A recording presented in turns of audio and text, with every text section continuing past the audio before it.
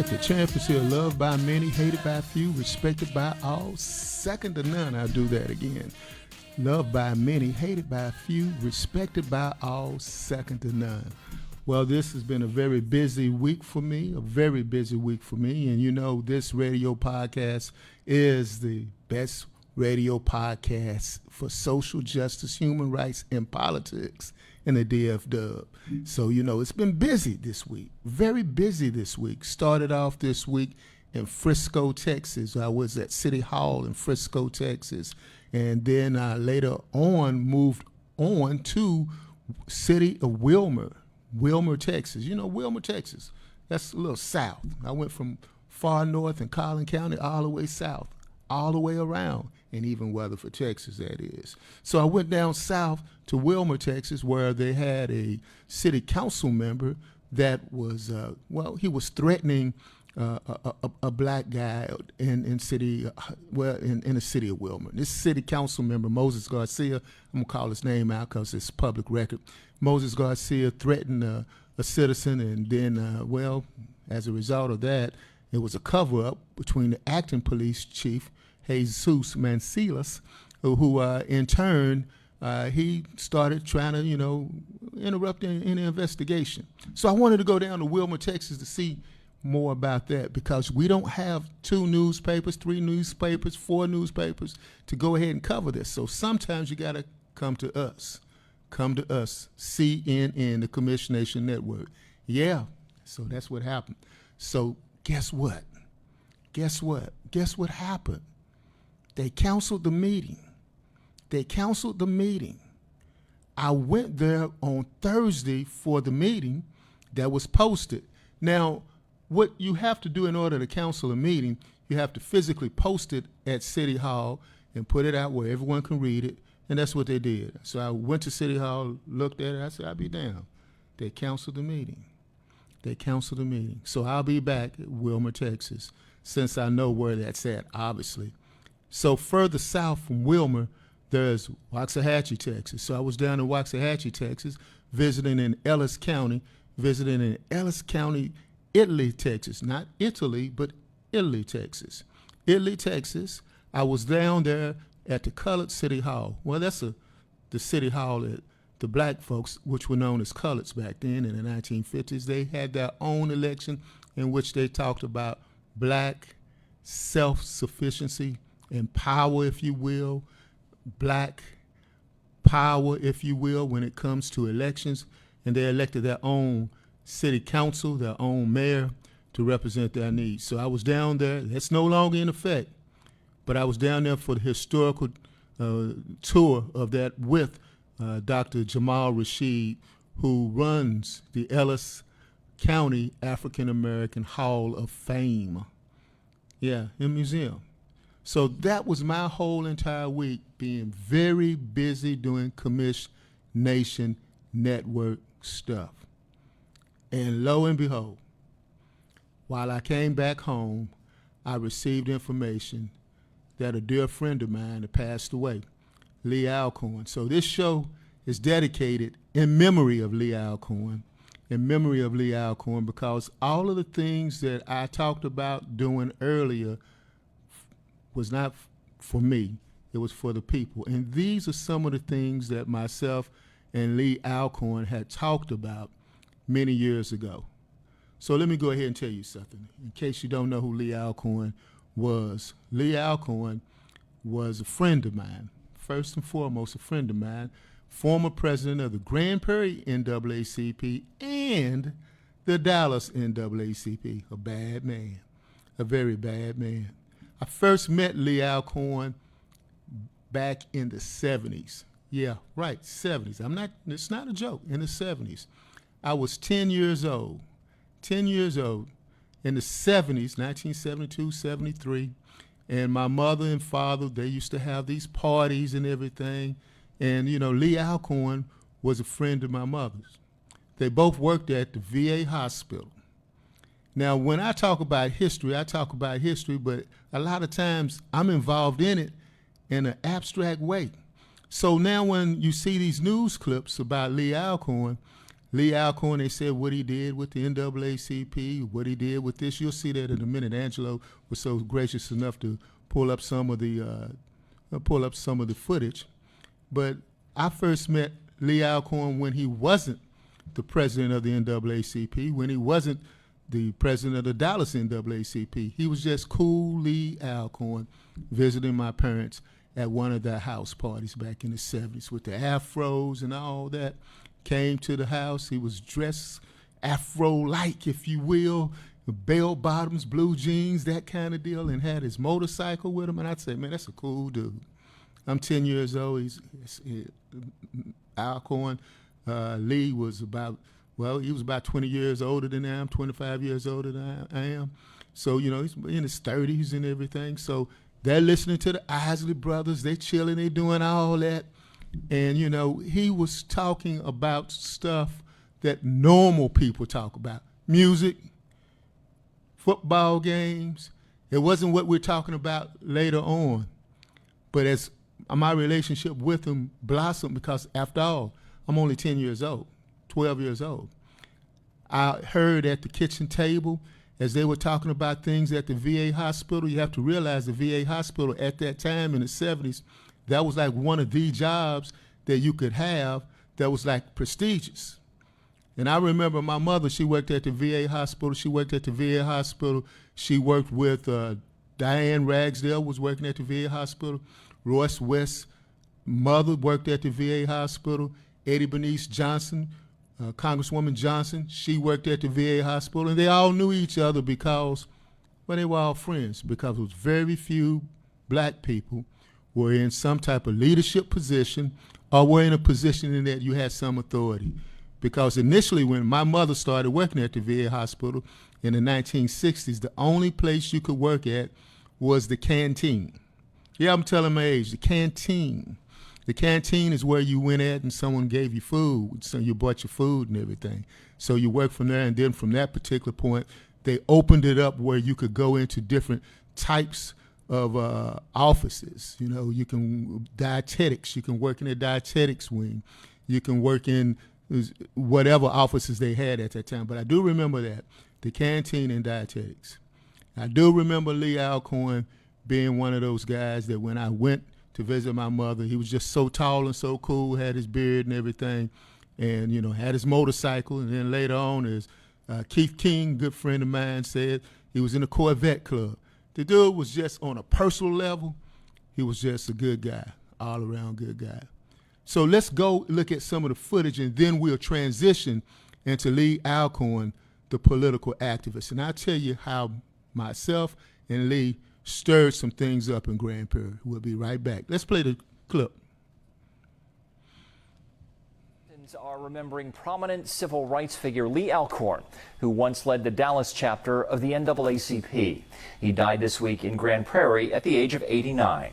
Tonight, Alcorn is being remembered for his outspoken leadership style that attracted both supporters and critics. NBC5's David Goins has a look back.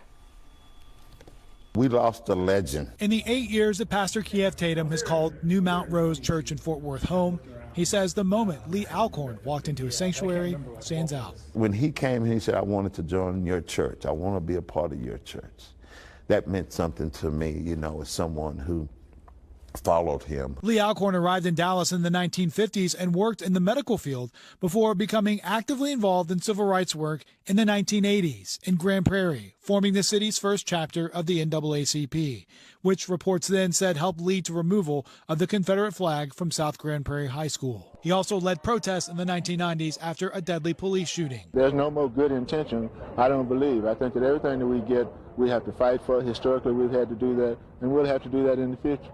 Whenever you had a big crisis on your hand and you need to deal with it, you want Lee somewhere around the front of that discussion. But crisis would follow Alcorn too. In 2000, he resigned his leadership position at the Dallas NAACP after he made anti-Semitic remarks about then vice presidential candidate and Connecticut Senator Joe Lieberman.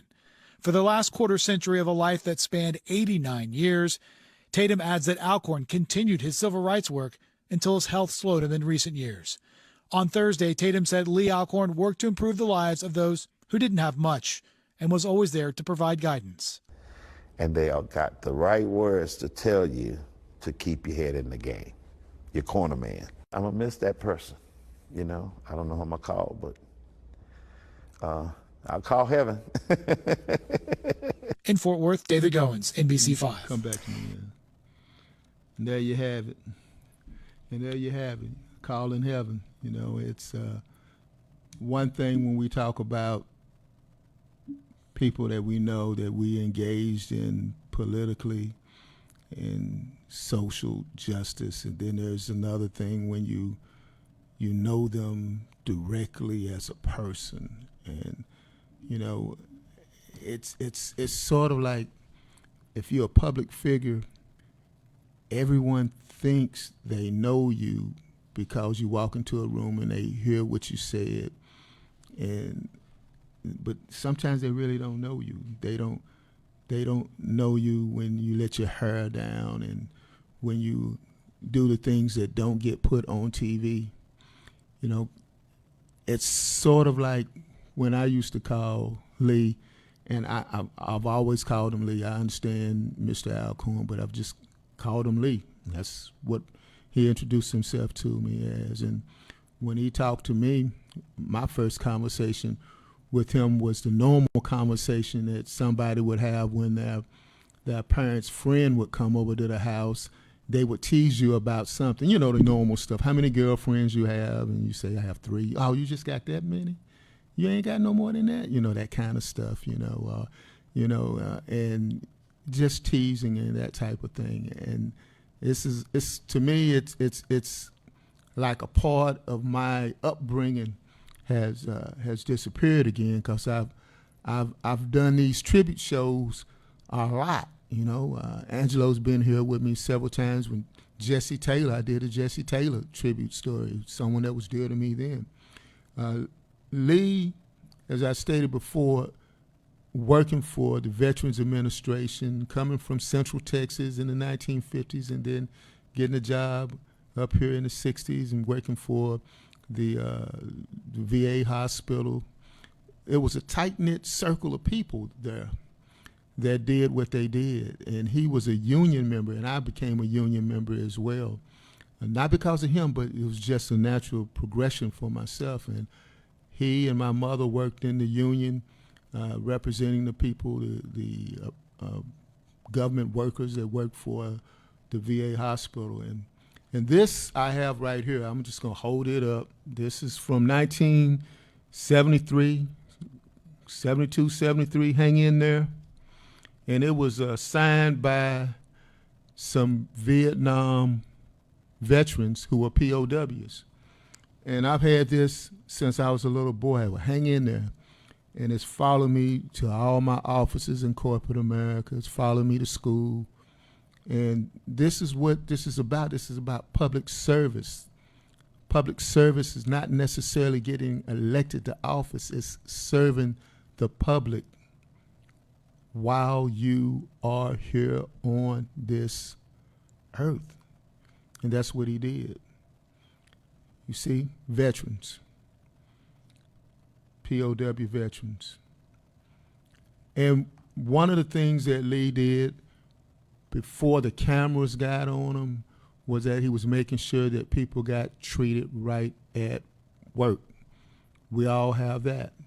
It's not necessarily a cause of us to march or protest, but whether or not your manager is treating you right, whether or not your supervisor is treating you right, that is, again, what Lee Alcorn did.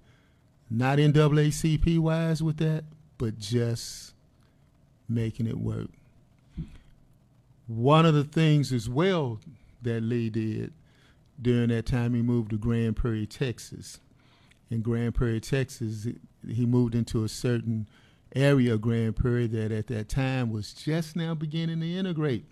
Yeah, just beginning to integrate. So we're going to play some footage later on about that, but I believe we got one more footage. Let's roll those last 2 footages together. I think one is like 56 seconds, and then I'll come back on the air after we roll the last one. So roll those last 2 together, Angelo. North Texas is remembering prominent civil rights activist Lee Alcorn tonight. He died yesterday at the age of 89. Alcorn was a political force for decades, serving as founding president of the Grand Prairie NAACP. There, he was known for helping grow the city's number of black employees and leaders, as well as fighting to remove the Confederate flag from South Grand Prairie High School. I want people to remember Mr. Alcorn as a person with integrity. A person that never got tired of fighting what I call a good fight, that stood up when it was not even popular to stand up, but he did it all for the right reason, and he did it for the betterment of the community. Alcorn also once served as the president of the Dallas NAACP branch, but he resigned after comments the organization deemed controversial and also anti-Semitic. Hey, good morning. How you doing? This is Dr. Ed Gray in Grand Prairie, Texas this morning. Wanted to go ahead and spend a couple of minutes with you this morning to give you a tribute to Lee Alcorn. I'm here at Grand Prairie, South Grand Prairie High School, to talk to you about the legacy of Lee Alcorn and what he meant to Grand Prairie and to me. You'll hear more about this this coming Saturday when I have some guests to come on the show to talk to you about what he meant to the DFW area, the NAACP. But you know, Grand Prairie, Texas is where, you know, one of the spots in Dallas that he was a transformational figure. He's a transformational figure, and I know a lot of people don't know this because I'm at South Grand Prairie High School, where personally I've had 2 daughters to graduate from here and 1 granddaughter to graduate from here. They graduated from here as South Grand Prairie Warriors. But, however, being a warrior, they can hold on to that name, but not realize that being a warrior was also transformational because Lee Alcorn made it possible for them to be warriors. Yeah, that's right. That's right. Before it became fashionable for people to take down Confederate statues, Lee Alcorn was here in these streets of Grand Prairie trying to change the name of South Grand Prairie High School from being the rebels to the warriors. Yeah, that's right. Because at first, South Grand Prairie High School, they were known as they weren't known as the warriors. They were known as the rebels. One day I came to the school to pick up my granddaughter, and a lady was in there. She said, "I've been at this school since I was a teenager." And I looked at her and said, "Really?" I said, "You've been at this school that long?" She started laughing and said, "That long?" And then she said, "I'm a warrior." I said, "Well, if you've been here that long, you were a rebel first, weren't you?" And she looked at me like, "Wow, what you know about that?" But what I know about that is Lee Alcorn made it possible. Lee Alcorn lived in this neighborhood. That was one of the first things he said when he moved here. And I remember Lee from back in the day, from the 70s, when I was 8 years old, when he used to come to my parents' home and on his motorcycle. He would talk politics then. He would talk social activism then. That's the way I was brought up, with that at my table. You know what I'm saying? That in my living room. And that is what has transformed me. But what continues to transform me is that people realize that as we lose giants, as we lose monuments, that we can't forget those people who came before us, who were monumental in making change. And Lee Alcorn was one of those people. Thank you. From South Grand Prairie High School, the home of the Warriors. Take care. All right. South Grand Prairie High School, home of the Warriors. See, bringing it back home, just bringing it back home. Back when Lee Alcorn was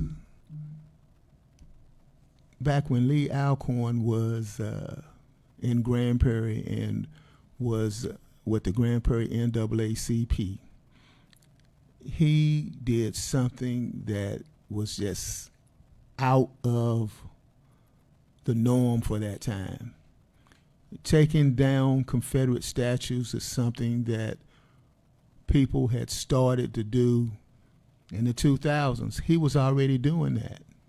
He was already doing that because in Grand Prairie, they memorialized, there we go, we got the word out, memorialized this lost cause by naming South Grand Prairie High School, their mascot, the Rebels, because it's South. They actually had a Confederate flag that they carried on the football field. Imagine having to run under the Confederate flag when you're getting ready to play David W. Carter High School. Wow. How do you feel about that if you're black? I don't know. I never ran underneath the flag for that. But that was one of the things that he protested. And when he protested that, he received death threats.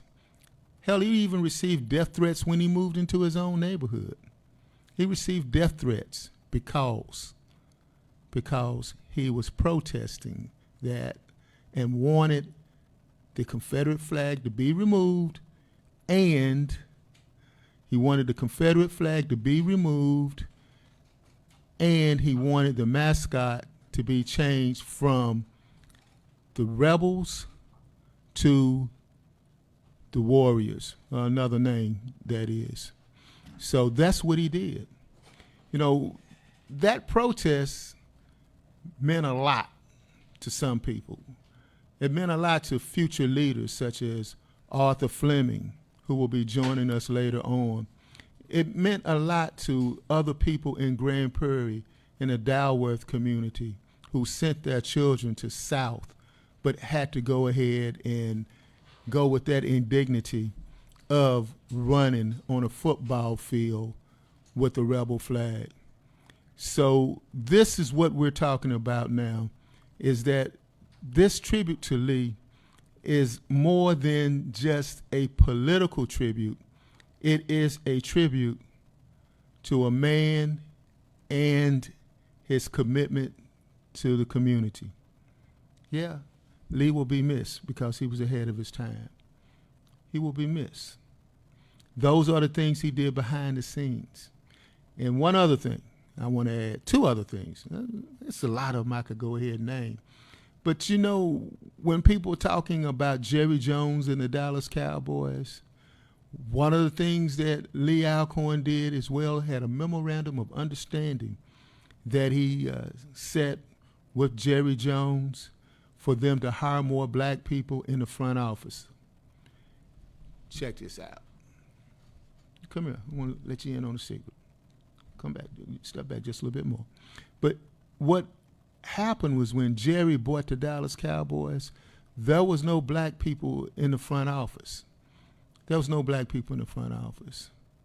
One of the people they brought in that worked with Jerry at that time was Robert Newhouse. Robert Newhouse, I met Robert Newhouse as well when I was working with the Dallas Cowboys and the 100 Black Men, another memorandum of understanding as well. So what Lee had did was that he had worked out an agreement with the Dallas Cowboys for them to hire more black people to be in the front desk roles. That at Valley Ranch. You go to Valley Ranch, you know where you're at. You're at Valley Ranch, but then when you're at Valley Ranch, you don't see nobody black. But it's 70% of the players who played with the Dallas Cowboys were African Americans, and well, no representation in the front office. As Nate Newton told me no later than last year, he said we were good enough to play on the field, but we wasn't good enough to be behind a desk or behind a microphone. Well, that's obviously changed, but it's changed because of people like Lee Alcorn. Those are the things that Lee was involved with. And he was also on the city council, appointed in the city council in 1990 in Grand Prairie. That's before we've had the number of black city councilmen and city councilwomen that we have now. but he was appointed to serve on the city council. He ran for school board. At that time, myself and Lee were doing our respective campaigns to get on the city council and the school board, so we would coordinate efforts. And there was one conversation that myself and Lee had, was that they had an opening that he was already running for city council, but then an opening developed for the school board. And I said, wouldn't it be funny, Lee, if you ran for both of them? And he laughed at it. And when I be damned, the next day he filed to run for school board. And that just tore the city up. It tore the city up because he had already filed papers to run for city council, filed papers to run for school board, and they asked him, which one can you do? He said, I can do both of them. So for a couple of days, he let them hang on to that, and then he decided which office he was going to run for, and which office he was going to run from. But that being said, that conversation happened. How do I know? Hell, I started a damn conversation. But I didn't start the fight. Lee was already in it before I got in it. But now I guess I have to go ahead and finish the fight. Thank you for listening to the Commish Radio Show. And again, my condolences to the Alcorn family. Take care.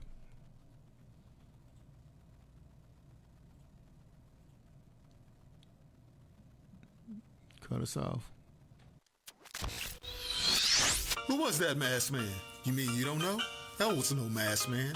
That was the Commish. Saturdays from 5 to 6 p.m. on the Fishbowl Radio Network.